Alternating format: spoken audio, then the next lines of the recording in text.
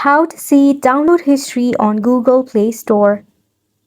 Hey there, welcome back to the channel, and let's get right into this tutorial.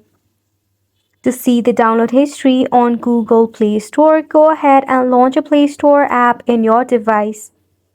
Now over here, to check out the download history on your Google Play Store, click on the profile icon that is present at the top right corner. From here, select on the option of Manage Apps and Device. Here, tap on the Manage button.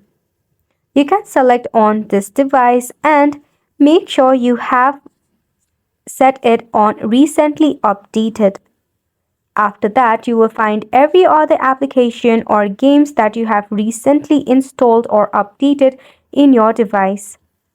If you wish to filter, you can filter it out by games as well. Then again, you can filter it out based on name, mostly used, least used, and recently up-to-dated.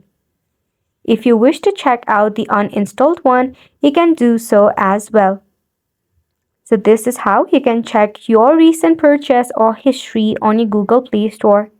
This sums up the tutorial as well. Thank you so much for tuning in.